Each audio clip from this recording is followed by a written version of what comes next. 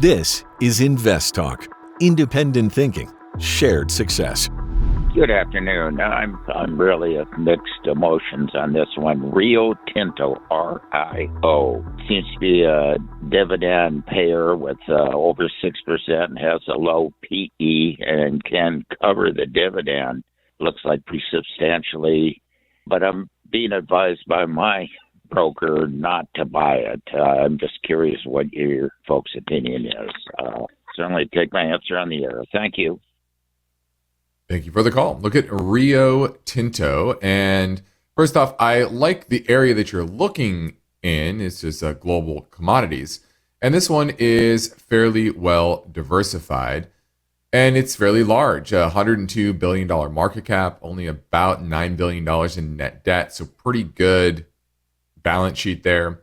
And they're fairly diversified, but iron ore is their dominant commodity. They have some copper and aluminum, diamonds, gold, industrial minerals, etc. But mainly this is about iron ore.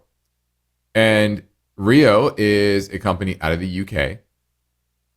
So I like foreign equity ownership typically right now. I like getting more exposure there, and I like materials. But I don't necessarily like this name, mainly because I'm not a huge fan of iron ore. It's typically a very relatively abundant commodity, and most of the time these companies are what we call price takers, meaning they're at the whims of what happens in the general market. Now, historically, they've been fairly profitable, but it's vacillated wildly from positive to negative, so I don't like that. Earnings this year are supposed to decline 3% to $6.52, then decline another 1% next year. So you have slow earnings growth, negative earnings growth actually, and analysts are downgrading on average those estimates, not upgrading. And that's why it's trading at a roughly 10p multiple. And that's the first problem you want to back away from. It's probably the most overused, overhyped metric you can follow. I don't say I never. I rarely look at PE, or I rarely rely on it at least. I look at it and see what it tells me about what's the market saying about growth, the quality of the brand, the quality of the business, etc. Is it at a premium to the general market? Should it be at a premium or a discount? And it's pretty clear with this name, it should be at a discount. Well, it's a decent business. It's a very volatile business, and they have negative growth. So negative growth companies are going to trade at high single digit, low teens multiples in that range. And that's where it's at. So from a PE perspective, it's not cheap or expensive. The technicals are neutral. It's been chopping sideways in the 60 range for going on 2 years now. Going on 4 years now. Because it was at these levels back in 2019, pre-pandemic. It was done nothing really for 4 years. It's paid the dividend, nice 6% dividend yield, but that's about it. Now, can they pay that dividend? Well, technically, this goes back to earnings being overhyped. Yes, they can with earnings, but not cash flow, because their cash dividend payout ratio is 117%. It means they're paying 17% more in dividends than they are producing in cash flow. So, they have a good balance sheet. They could probably continue to do that for a little while. So I don't think the dividend's going to get cut, but I also don't think it's cheap. I just think there's much, much better opportunities if you're trying to add materials to your portfolio. There are many other companies that are much better opportunities than Rio Tinto. Thanks for the call. Now, I hope you're telling your friends and family. You can find our audio podcasts over on video form on our YouTube channel. And let's get to one of those questions that is submitted via the comment section right now. E. Carl says, I'm down about 15% on Canadian natural resources. Is it still a long-term hold because of depressed oil prices and a weak Canadian dollar versus the US dollar? I think the simple answer is yes. We like Canadian natural resources. It's our favorites of the oil companies in Canada, just to its heft and diversity and quality of its assets, etc. And this has had a very nice reversal over the past month or so. it was trading at these levels back on the 20th of February, it's the 20th of March now. And it had a stark decline from about $30 and change all the way down to a low of 25 and change. So nearly a 20% drop in a short period of time. But it's rebound that rather quickly. And that is a wonderful sign for a durable bottom. When you have that sharp decline and a sharp reversal on volume, that is telling you a lot about the future, the stability at these levels for this name. And, you know, I do think it also signals that these tariffs are probably not going to, there's going to be some sort of exemption at least on oil, Canadian oil, because, you know, there's just so much oil that we buy from Canada. If you tariff that, it's going to push gas prices, energy prices in general, much higher here in the United States. And so I think there was some worry about that. I was never worried about it. That's why we were kind of buying into this dip here. And I'm seeing some really, really nice support coming in. So big fan of Canadian natural resources. Now we have a lot of time. We've got time. So let's fit another question from our YouTube channel. Blackberry7 says, what are your thoughts on RTO, which is Rentic oil? Okay. RTO is the symbol. I hadn't heard about this name. Never seen this name, but it's a $56 billion market cap. It's out of the UK. And it provides pest control, hygiene, protection, and enhanced services. So earnings this year is supposed to go to $1.36 and then $1.48 next year. Now, earnings estimates are coming down for this year and next year. I worry a bit about that. Last quarter, revenues were only up 1%. Earnings were down 1%, and revenue down 1%, earnings down 19%. There we go. 2.2% dividend yield. One thing I like about this, it's out of the UK, so you're getting that foreign exposure here. But the biggest issue is that the price of the stock continues to plumb to new lows. It remains near a 52-week low, and that is my biggest issue. Especially with those foreign companies gaining some strength. This isn't getting that, right? It had a big flush down from about 27 all the way to a recent low around 20 and change. So it's in a strong downtrend. You know, it is cheap-ish at these levels, but I can't get over the chart, and I can't get over that relative underperformance and the trends in earnings estimates. So right now, I would pass on Rentokil, RENTOKIL. How would you say that? I'm not sure, but RTO, I'm passing. Thanks for the question. Hey, Justin or Luke. I'm just calling today to get your thoughts on Etsy, ETSY. It looks like they've got a pretty good competitive moat.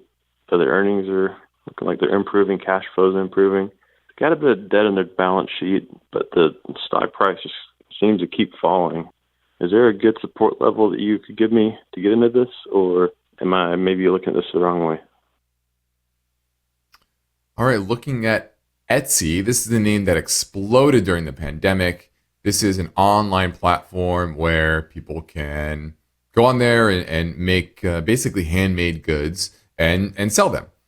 And a lot of people were buying physical goods. A lot of people had time in their hands because they were out of a job and they're getting paid by the government. So they started a little Etsy store where they made all types of things, and their business really boomed. Earnings back in 2021, $3.40 all-time high. Now, it's slowly trickled lower since then.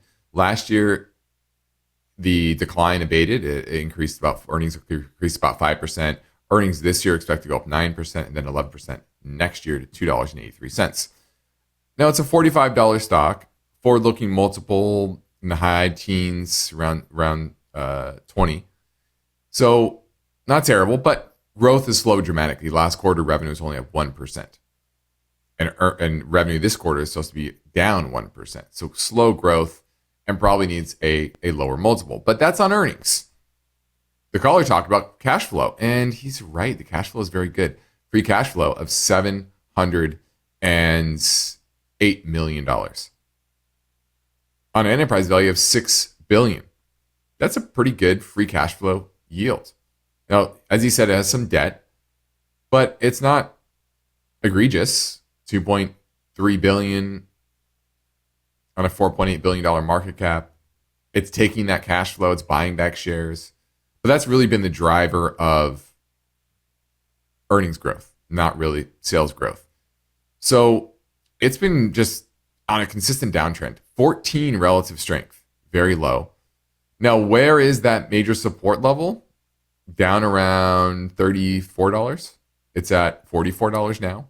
That is the low from 2020, COVID low. Now, what I would be watching, because I think you have some good points here. It's a solid business with good cash flows.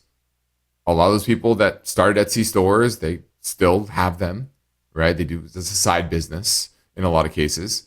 And people still buy a lot of stuff on Etsy. But you can't argue with this chart. It's in a persistent downtrend. Last time it peaked was in December of 2023, and it peaked out around $88 per share. Now we're cut in half. It's down 50% since then. What I'd be waiting for? High volume. Right now it trades around, what was that, 90,000 shares a day? I'm sorry, not 90,000. About 50 average volume is 3.7 million shares. What I want to see is a spike in volume. From the downside or the upside, really. Because this is just grinding lower. When you have these stocks in a downtrend, they just grind lower, slowly bleed day after day. That's what's happened for over a year now. I need a spike in volume that says capitulation is here, all the weak hands are out, everyone's given up on it, and that would be a sign that maybe a bottom is in. But from a technical perspective, there's not really support until about $34 per share. But I like what you're looking at because I like the business and I like the cash flow. But I'd be patient on it. Now let's touch a bit on drill, baby, drill. Now yesterday, President Trump met with some top oil executives at the White House. And what he wants to do is get these oil executives to, as he said on the campaign trail, drill, baby, drill. And he thinks he can do it by reforming the permit process and pushing them from a national security perspective to help compete with China in areas like artificial intelligence, which we need a lot of energy to do. However, the industry doesn't see it as clearly. They said they want higher prices. Higher prices will grow domestic production. Right now, you're starting to see actually domestic production wane a bit. Why? Oil prices are kind of stuck in this range, low 70s, high 60s.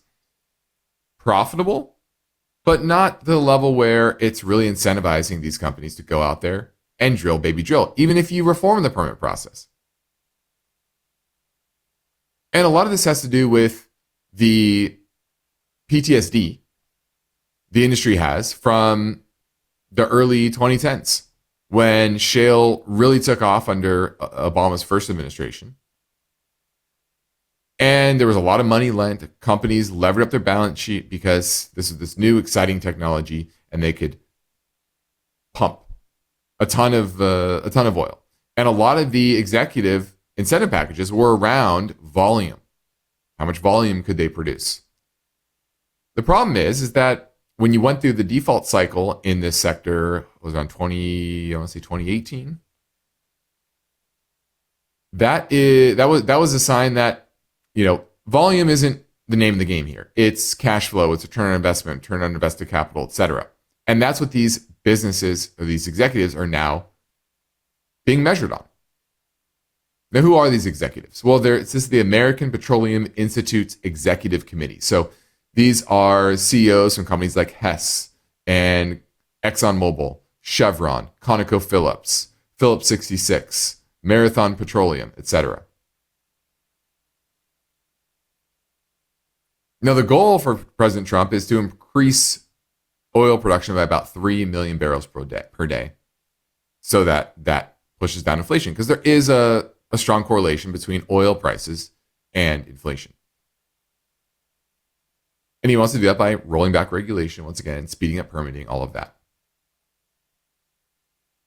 But if you talk to anybody within the industry, they'll say it's not about the permits, it's about prices. Best way to produce more and incentivize companies to produce more is actually higher prices. So they're kind of at odds in their goals. And then you got on top of that, the tariffs on Canada. Now, so far, there's been an exemption for Canadian producers that comply with USMCA. And so right now, there's not, there's oil's free flowing and it's keeping prices relatively muted. But the industry has a different plan than Trump. And that is permit reform. That's true. That's what they see eye to eye on. They want to boost offshore oil leasing, something the administration probably would get behind, but hasn't talked about a lot. Protecting tax credits for carbon capture. Obviously, that's more of a green energy thing. It's probably not something this administration would love, but they could get it. And then rolling back subsidies for electric vehicles. He's already talked about that. So that's something they can see eye to eye on as well. So I think a lot of this they'll come to agreement on. But will it actually allow or get these companies to drill, baby, drill? I think the simple answer to that is no. Not in a dramatic way. The margin, sure. Here and there. There will be some energy projects that become more economical due to lower regulation, due to easier permitting, etc. But really, you need oil high 70s, $80 a barrel to really get that R&D spending kicked into high gear. Now let's keep things moving and drop in one more question from the comment section over on our YouTube channel. Rowdy says, today my question's about short-term bond ETFs. I normally carry my extra cash in money market mutual funds, and I sell cash secured puts on stocks when I find they're cheap enough. Is a decent short-term bond fund similar to a money market mutual fund in the sense where it's pretty liquid and doesn't move up or down that much since it's short-term? The ones I was offered was JAA and PAA. JAA and PAA. These are interesting. So JAA is the Janus Henderson AAA CLO ETF. Does that ring a bell? CLO. These are collateralized loan obligations. Now the other one is PGIM's AAA, also CLO ETF. Okay. So investing in very similar type of assets, yielding similar amounts, roughly 4%. Now, when you are investing when you're getting that extra yield above, let's say, we use SGOV right now for our short-term cash-like exposure. That yields about, I think we're at, what are we at? Roughly 1% lower, about 4.3, 4.4, I think in that range. So you're getting 100 basis points extra yield. And the question is that worth it? Taking that credit risk worth it? Because remember, treasuries, no credit risk there. Okay. And then you go look at the chart. Go look at PAAA. And what's that doing? Well, it is now below its 200-day moving average. It's starting to weaken. Why? Because credit spreads are widening out. So if you want something liquid, super safe, this is not it. This is not it. We're entering a more volatile period. Credit spreads are, I don't say historically tight, but they're near those levels. And they typically rise in periods of uncertainty like this. And they're already starting to rise, and you're starting to see this decline. And so I just don't think it's worth trying to pick up that extra 1% because you could easily, very quickly, and you already have, if you're holding this over the past month or so, you've lost that spread in just a short period of time. This has gone from 51 to 50.5. That's about 1% drop. So I would absolutely not be investing in these if you want something that's super safe. Now let's go take a live call from Bill in Northern California, looking at Broadcom. Hi, Justin. Good afternoon. Happy spring. Yeah, happy spring. Yeah, today the first day of spring? Yeah, it is. Today's the equinox. I love it. Well, happy spring to you as well. Hopefully it warms up pretty soon. You're looking at Broadcom. Do you own it or looking to buy it? Yeah. Well, I'm looking to add. So I've had this. I've had it pretty much consistently over since maybe 7 years ago or something. Mm-hmm. But a couple of years, like a year and a half ago, I was trying to get fancy and I was like trading in and out of it a couple of times. When that worked out okay initially, and then it popped up right after that. Fortunately, I got back in it. I was only out briefly, like for a month or something. I got back in like around 90 and held it in different accounts, and then I added some to it before it went up. And then I wish I had. I should have gotten more. I wanted more of it, and then I could have trimmed it. But because I didn't have as much as I wanted, I never trimmed any up at 250. But now I'm just looking like, okay, I want to get my full position established because I'm underweight in it. Well, I will say it's at support. Now, I do think it's expensive at these levels still, despite the recent pullback. But it is at support. But it is consolidating here at that support right around the 200 and could easily break this. So I would personally be patient on it, but it is at some near-term support for you. Now let's go talk to James in New York. And he's looking at TTI, Tetra Technologies Incorporated. It is in the oil services business. What caught your eye about TTI? I like what they're going for. I think that they're developing technology where they're looking to take well water and desalination of water and making it consumable, making it potable for drinking. I like the space, and I was looking at maybe trying to get a small cap name in my portfolio. So this looks interesting to me. I think it's probably high risk and maybe high reward, but what are your thoughts? Well, certainly high risk. Earnings are set to accelerate pretty nicely this year to 33 cents and 47 cents next year to $3.41 stock. So, based on forward-looking earnings, it is pretty cheap. Now, analysts are starting to temper their expectations a bit for earnings this year and next year. So I do worry a bit about that. Are you in the industry? How much do you know about their technology and billing ability to make it usable? No, I mean, I'm not in the industry, and it's just something that caught my eye. I thought it was an interesting development and something that will progress, looking towards the future. Yeah. I like your idea of something smaller that has maybe the ability to build some sort of economic moat around turning that water into something more usable. So from a narrative perspective, I like that. From a business perspective, it's a bit more mixed. Now, the profitability is good, but cash flows are really all over the place. And they've been all over the place really since the beginning of time. This company is not new. It went public back in 1991. And it's vacillated dramatically in its cash flow and its earnings. And if you look at shares outstanding, it's gone up dramatically over the years in order to finance that negative cash flow.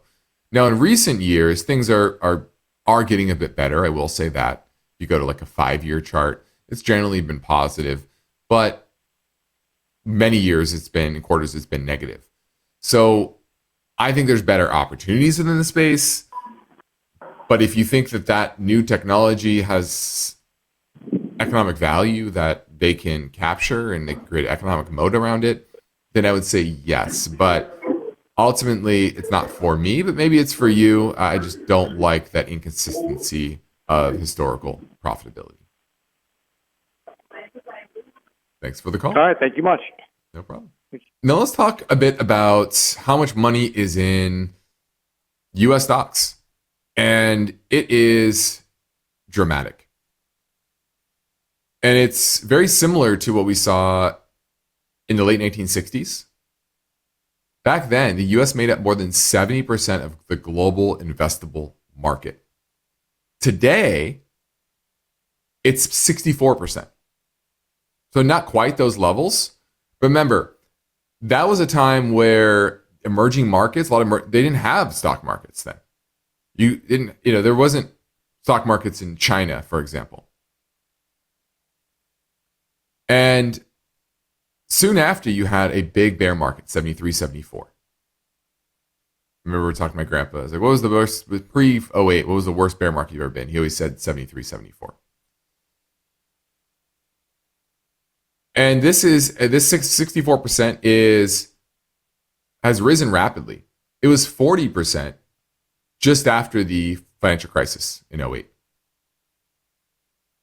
So you're talking about from 40% of the world market to 64% in 17 years. That's not a lot of time. And what's driving it?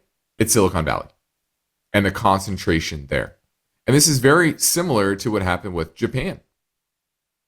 And that actually, Japan surpassed the United States in total value in the late 80s. And we all know what happened with the Nikkei. Once it broke, it took a long time to get back to the top. Now, I'm not saying that's going to happen to the U.S. I think we have a lot of competitive advantages, and I think there's some strength there. But it's about flows of cash and how much more money from abroad is really going to flow into U.S. markets. And I think that is the problem that we might see, is that American exceptionalism isn't as exceptional. And you can easily see, especially if there's a recession, money flowing out. If the dollar weakens, money flowing out. And so that's why I say the next 3 to 5 years probably won't look like the last 3 to 5 years. I'm Justin Klein. This completes another InvestTalk program. We thank you for listening. We encourage you to tell your friends and family about our free podcast downloads, which you can find anytime at iTunes, Spotify, Google Play. Be sure to rate and review on iTunes as well. And if you need help understanding your portfolio dynamics, your risk tolerance level, and whether they meet your long-term investment goals, I encourage you to reach out to me at investtalk.com, where we can schedule a Zoom call and talk more deeply about your situation. Independent thinking, shared success. This is InvestTalk. Good night.